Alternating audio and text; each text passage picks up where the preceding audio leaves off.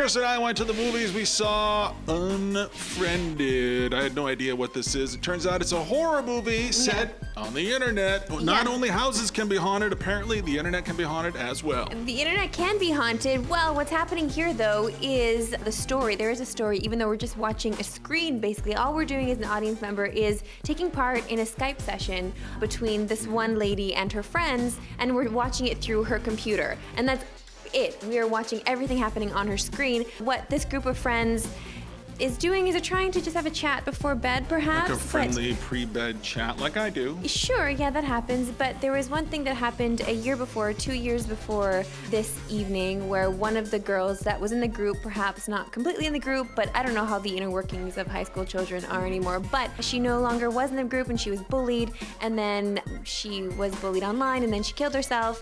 And so then what's happening now is the spirit is coming back and haunting these children. Yeah, so they're in their Skype chat, right? And it's all divided up, as you can see from the footage here, into little Skype screens kind of things. And then some mysterious person shows up, and it just looks like a butt with a moon rising behind it. And that's all I kept thinking. And they're all like, why is that? Who's that? What's this other person? Who's this person? We don't know who this person is here. He's talking about the Skype icon. The Skype icon. Is that Skype's icon? Well, it's just a profile. When you don't put a profile picture in, that's the icon. Looks that like you a see. butt. I think everything looks like a butt, though. So these kids start talking, and this thing starts communicating with them. And so it's the entire movie, there's no genuine, like, old school kind of cinematography at all. It all takes place on the internet. So you're just watching this person's, cursor just scroll all over the screen, and they're sending emails back and forth. They're sending private chats. They're sending public chats. Who would hack into a dead girl's account? That all tell the story here about what happened to this woman, and they find out that they have all crossed each other in some, I guess, that's what friends do. Well, see, now we're getting into spoilers here, but I don't think we're spoiling too much. Do not go see this movie. Right, because there was actually a couple sitting beside us that got up and left halfway through the movie. I've never seen this in a screening. It was so great, and then she looked over and she said, "What a bloody waste of time." Yeah, she said, basically, that's the British way of saying enough of this whore.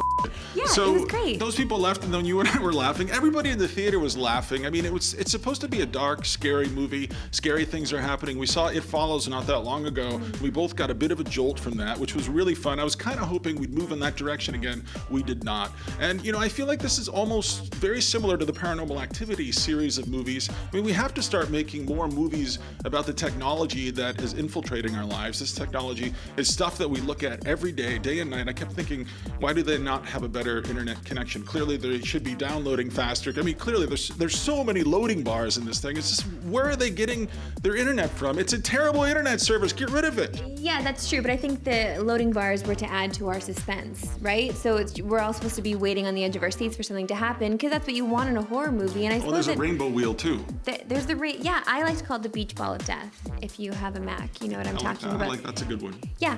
I think there's something scary on the internet, and there is a way to do a scary movie about this subject matter. This is not it. I just didn't believe any of the characters really had any connection. I didn't believe them as characters even, let alone characters who had relationships off screen. And that's disappointing. I wish they had some sort of problem to solve together. I wish they showed some sort of ingenuity, or I don't know, they just, as a group, I wish they had a little bit more of the Scooby-Doo kind of gang. Like, we're here to solve this mystery. There's never a mystery to solve. No, well, there's a lot of who is that? What's happening? How did they get there? Here? So a lot of just questions being thrown out into the air, which I hate in horror movies. Who is that? I just tried to hang up on him. Can we get rid of this person?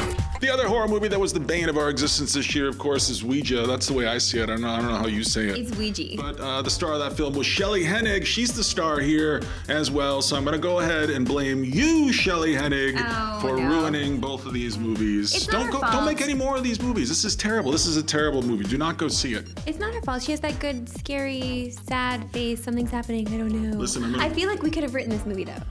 I don't even know if there was writing. Okay, I guess. It could have all been improv.